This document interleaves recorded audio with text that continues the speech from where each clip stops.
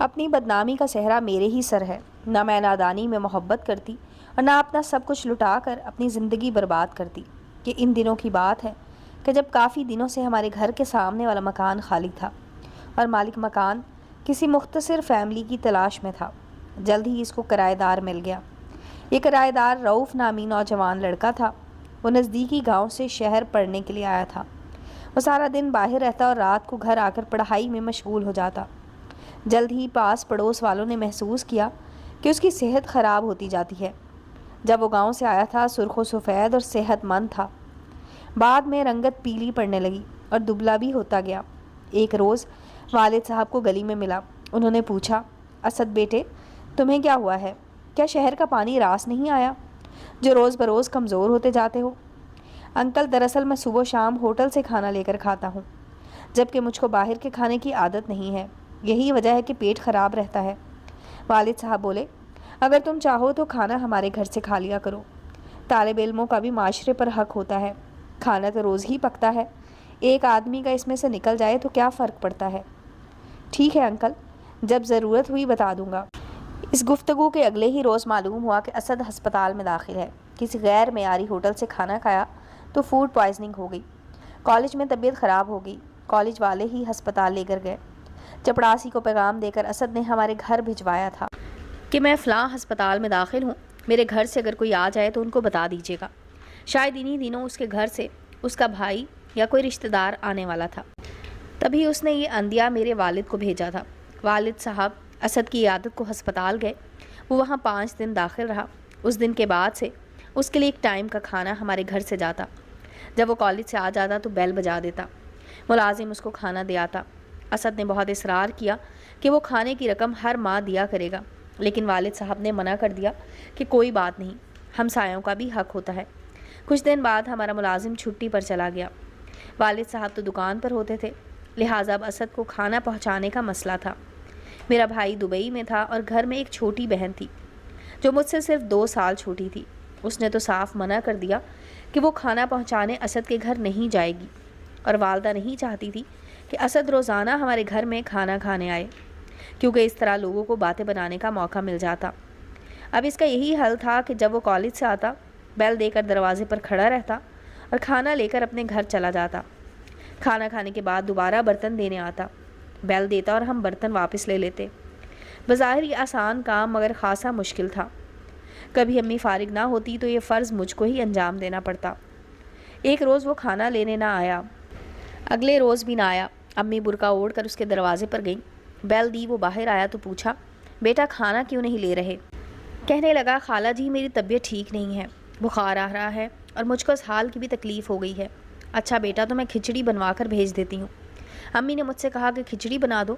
میں نے کھچڑی تیار کر لی تو خالہ کا فون آ گیا کہ ان کے شوہر کی طبیعت خراب ہے اور ان کو ہسپتال لے گئے ہیں، فوراً آ جاؤ۔ والدہ نے برقع سر پر ڈالا اور خالہ کے گھر جانے نکل گئی۔ ان کو یہ بھی یاد نہ رہا کہ اسد کو کھچڑی دینی ہے۔ کافی سوچ بچار کے بعد بالآخر میں نے ہی ہمت کی، چادر لپیٹ کر کھچڑی لے کر اس کے دروازے پر پہنچی۔ بیل دی، کوئی جواب نہ آیا۔ سوچا شاید اسد کی طبیعت زیادہ خراب ہے، سو ہمت کر کے اس کے گھر کے اندر چلی گئی، کیونکہ دروازہ کھلا ہوا تھا۔ دبے قدموں ڈرتی ڈرتی آگے بڑھی۔ وہ کمرے میں نہ تھا۔ واش روم سے پانی گرنے کی آواز سنی۔ کھچڑی اس کے کمرے میں پڑی ٹیبل پر رکھ کر میں الٹے قدموں واپس لوٹی تو وہ واش روم سے نکل آیا۔ کہنے لگا، آپ کو زحمت کرنا پڑی، شکریہ۔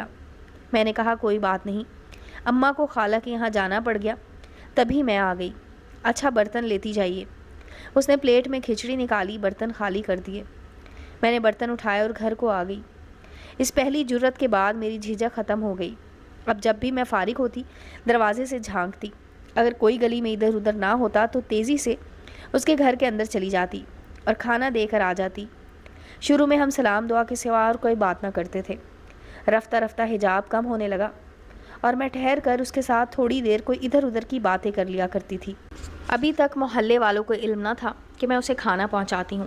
ایک روز بدقسمتی سے محلے کی ایک عورت نے مجھ کو اسد کے گھر سے نکلتے دیکھ لیا۔ بس پھر کیا تھا، بات منہ سے نکلی اور کوٹھوں چڑھی۔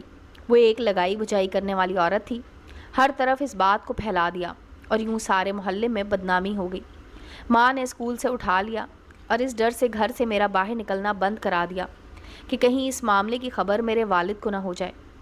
اب تک تو ہمارے درمیان کچھ ایسا ویسا معاملہ نہ تھا، لیکن پابندی لگی تو نہ جانے کیوں دل کو بے کلی رہنے لگی۔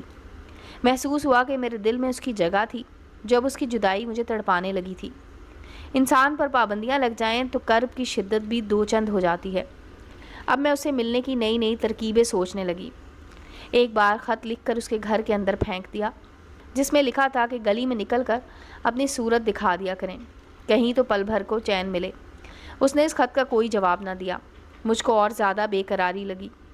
ایک اور خط لکھ کر دروازے سے جھانکا، دیکھا کہ گلی میں کوئی نہیں ہے تو تیز قدموں سے اس کے گھر کی طرف گئی۔ اس کے مکان کی وہ کھڑکی جو صحن میں کھلتی تھی وہ کھلی ہوئی تھی۔ ہاتھ آگے کر کے خط صحن میں پھینک کر الٹے قدموں گھر میں گھس گئی۔ اب اسد کو یقین ہو گیا کہ جب تک وہ مجھ کو جواب نہ دے گا میں اسی طرح احمقانہ حرکتیں کرتی رہوں گی۔ سو اگلے روز اس نے دوپہر کے بعد ہماری بیل بجائی۔ امی نماز پڑھ رہی تھیں۔ میری چھٹی حس نے کہا ہو نہ ہو یہ وہی ہے۔ دبے قدموں دروازے پر پہنچی، جھانکا تو وہی تھا۔ کہنے لگا میرے مکان میں میرے کالج کے دوست اور کلاس فیلو بھی آ جاتے ہیں، لہٰذا اب تم میرے گھر میں مت آنا، تو پھر گلی میں ہی میری بات سن لو۔ آخر تم نے مجھ سے کیا بات کرنی ہے ابھی کہہ دو۔ ابھی ابا کے آنے کا وقت ہو رہا ہے، وہ اچانک آ گئے تو مجھ سے دریا پر ملو۔ میری سہیلی کا گھر وہاں قریب ہے، میں اس کے گھر کا کہہ کر آ جاؤں گی۔ دن کو تو مجھے پڑھائی کرنا ہوتی ہے، کل سے امتحان شروع ہیں۔ اچھا تو پھر رات کو مل لو۔ رات کو؟ اس نے حیرانگی سے کہا۔ ہاں دریا 2-4 قدم پر تو ہے۔ رات کو امی ابا جلدی سو جاتے ہیں، میں اندھیرے میں نکل کر دریا پر آ جاؤں گی۔ دیکھو آج رات ضرور آنا، ایسا نہ ہو کہ تم نہ آؤ اور میں وہاں تمہارے انتظار میں رات بھر بیٹھی رہ جاؤں۔ ایسا کہہ کر میں نے جلدی سے دروازہ بند کر دیا۔ اب اس کے پاس اس کے سوا کوئی چارہ نہ تھا کہ وہ رات کو دریا کنارے جا کر بیٹھ جائے اور میرا انتظار کرے۔ اتفاق کہ اس روز اماں اور ابا دیر تک باتیں کرتے رہے اور کہیں 12 بجے تک سوئے۔ جو ہی وہ سوئے میں نے دبے قدموں صحن عبور کیا اور آہستہ سے کنڈی کھول کر گلی میں جھانکا۔ آسمان پر ستاروں کی مدھم روشنی تھی، گلی سنسان تھی اور وہاں دور دور تک کوئی نہ تھا۔ جانے دل کی گلی کا کیا جذبہ ہوتا ہے کہ انسان نہ آندھی دیکھتا ہے اور نہ طوفان، انسانوں کا خوف رہتا ہے اور نہ بھوت پریت کا۔ تیز تیز قدم اٹھاتی تقریباً 7 منٹ میں دریا کنارے جا پہنچی۔ اگرچہ مجھے آنے میں دیر ہو گئی تھی تو کبھی یقین تھا کہ وہ وہاں ضرور ہوگا۔ ہزاروں وسوسوں کا خوف دل پر اٹھائے جب میں دریا تک پہنچی تو دیکھا کہ وہ وہاں نہ تھا۔ تھوڑا سا اور آگے بڑھی تو کوئی بیٹھا نظر آ گیا۔ میں سمجھی اسد ہے جو میرا انتظار کر رہا ہے۔ جب ذرا اور آگے گئی تو کیا دیکھا کہ وہاں وہ تو نہیں، کوئی اور بیٹھا ہے۔ میں ڈر کر واپس پلٹنے لگی تو وہ بولا ڈرو نہیں بہنا، مجھے اسد نے بھیجا ہے، اس کو سخت بخار ہے، وہ میرے گھر میں لیٹا ہے، تم کو بلا رہا ہے۔ میں نے کہا رات آدھی ہو چکی ہے، اب تمہارے گھر گئی تو واپس اپنے گھر کب پہنچوں گی؟ میرا گھر زیادہ دور نہیں ہے، اب آ گئی ہو تو اس کی بات سن لو۔ یہ لو اس نے پرچہ لکھ کر مجھے دیا ہے، خود پڑھ لو اگر میری بات کا یقین نہیں ہے۔ اس نے جیب سے ٹارچ نکالی اور پرچے پر ڈالی۔ میں نے پڑھا لکھا تھا مجھ کو شدید بخار ہے، 2 گھڑی دیکھنے کو آ جاؤ۔ انداز تحریر اسی کا تھا۔ میں اس کی تکلیف کا سوچ کر تڑپ اٹھی، بغیر سوچے سمجھے اس کے دوست کے پیچھے پیچھے چل دی۔ ذرا آگے گئی تو اسکوٹر نظر آیا، وہ بولا اس پر بیٹھ جاؤ، بس 2 منٹ میں پہنچ جائیں گے، تم کو واپس بھی اسی سواری پر لے آؤں گا۔ نہ جانے کدھر کس راستے میں مجھے لے چلا۔ اس وقت میری مت ماری گئی تھی، اسد کے بخار کا سن کر اس کے پیچھے چل دی، حالانکہ مجھے واپس گھر کو پلٹ جانا چاہیے تھا۔ اسد کی سوچوں میں ایسی ڈوبی ہوئی تھی کہ اندازہ نہ ہوا کتنی دور چلی آئی ہوں۔ جب ایک مکان کے سامنے اسکوٹر روک کر اس نے اترنے کا کہا تو مجھے ہوش آیا۔ اب میں کلی طور پر اس کے رحم و کرم پر تھی۔ مکان کے اندر پہلا قدم رکھتے ہی دل نے کہا کہ تم نے یہاں آ کر بڑی غلطی کی ہے۔ دھڑکتے دل کے ساتھ آدھی رات کو میں ایک انجانے گھر میں داخل ہو گئی۔ تصور میں اسد کا چہرہ تھا اور کچھ سوچنا تھی۔ جب اندر گئی وہاں بستر ضرور بچھا تھا مگر اس پر اسد نہ تھا۔ ادھر ادھر دیکھا شاید دوسرے کمرے میں ہو۔ ابھی میں جائزہ ہی لے رہی تھی کہ دروازہ بند کرنے کی آواز آئی۔ وہ شخص جو مجھے لایا تھا دروازہ بند کر چکا تھا۔ اتنے میں دوسرے کمرے سے 2 اور آدمی بھی آ گئے مگر ان میں کوئی اسد نہ تھا۔ میں نے پوچھا اسد کہاں ہے؟ ان میں سے ایک بولا اسے بھول جاؤ، وہ دریا میں ڈوب چکا ہے، اب ہم ہیں تمہارے اسد۔ اس کے بعد کیا کہوں؟ قلم تو خون کے آنسوؤں میں ڈبو کر لکھوں تو سارے بدن کا لہو کام آ جائے گا۔ میں کتنی بے بس لڑکی اور یہ انسان نما درندے، جو قدم بنا سوچے سمجھے اٹھایا وہ مجھے کس راہ پر لے آیا۔ رات سر پر سے ایسے گزری جس سے ڈائن ہو، ہزاروں گدھ اور چیلیں چلاتی ہوئی کانوں میں محسوس ہو رہی تھی۔ صبح ہوئی بھی تو کتنی سیائیاں سمیٹ کر میرے دامن میں لے آئی۔ اجالا تو پھر ہوا ہی نہیں۔ میں نے اگر ایک غلطی کر لی تھی تو دوسری نہیں کرنی چاہیے تھی، مگر اگلی سب سے بڑی غلطی یہ کہ ابا کے خوف سے صبح گھر پہنچنے کی کوئی تدبیر نہ کی۔ حالانکہ میں چاہتی تو صبح گھر چلی جاتی، جو ہوتا سو ہوتا، بابل کی چھت سے تو نہ جاتی، مگر میں تو وہیں بیٹھی روتی رہی، اسد کو کوستی رہی کہ اس نے یہ سب کچھ میرے ساتھ جان بوجھ کر کیا تھا یا وہ خود کسی کا شکار ہو گیا تھا۔ بھولپن سے اپنی کسی دوست کو اپنا رازدار بنا کر ان کو موقع فراہم کیا تھا۔ یہ عقدہ تو کبھی کھل ہی نہ سکا۔ گھر جاتی تو یہ عقدہ کھلتا، لیکن گھر کس منہ سے جاتی؟ میری حالت میری بربادی کا نوحہ تھی، بھلا کون مجھے قبول کرتا؟ شاید ابا جان مجھے دیکھتے ہی شوٹ کر دیتے۔ دوپہر تک میں روتی رہی۔ وہ لوگ گھر کو تالا لگا کر چلے گئے تھے۔ میں نے پاس پڑوس میں جھانکا اور نہ شور مچایا۔ یہی جی چاہا کہ اپنی بدنامی کا صحرا گانے سے بہتر ہے کہ یہیں پیاسی دفن ہو جاؤں۔ شام کو وہ لوگ آ گئے، کہا کہ یہاں رکنا ٹھیک نہیں، کسی نے پولیس کو اطلاع کر دی ہے، ان کے ہتھے چڑھ گئے تو اخباروں میں تصویر آ جائے گی، بہتر ہے کہ نکل چلو۔ انہوں نے نہ تو مجھے اسد تک پہنچایا اور نہ میرے گھر تک، بلکہ ایک کار میں لاہور لے آئے اور یہاں شاہی محلے میں ایک عورت کے گھر پر چھوڑ کر چلے گئے۔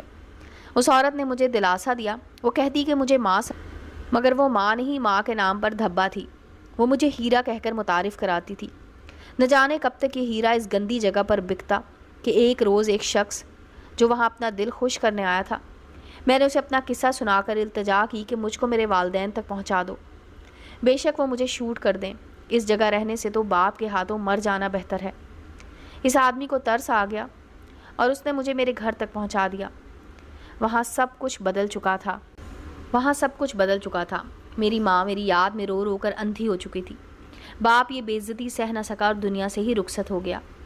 بھائی نے دروازہ تو کھولا لیکن کوئی بھی تعلق رکھنے سے انکار کر دیا۔ وہی آدمی مجھے واپس اپنے ساتھ لے آیا، مجھ سے نکاح کیا اور میں اب اس کے بچے کی ماں بننے والی ہوں۔ پر زندگی میں ایک غلطی مجھے گناہ کی ایسی ملی جہاں صرف دلدل ہی دلدل تھی۔ مجھے میرے شوہر نے کوئی بھی تانا نہ دیا، لیکن ہر دم یہ دھڑکا لگا رہتا ہے کہ یہ میرا آخری ٹھکانہ بھی نہ چلا جائے۔ امید ہے دوستو سٹوری اچھی لگی ہوگی۔ چینل کو لائک اور سبسکرائب کریں اور بیل آئیکن کا بٹن دبانا مت بھولیں تاکہ ہر نئے آنے والی سٹوری کا نوٹیفیکیشن آپ کو مل سکے۔ ملتے ہیں اگلی سٹوری کے ساتھ۔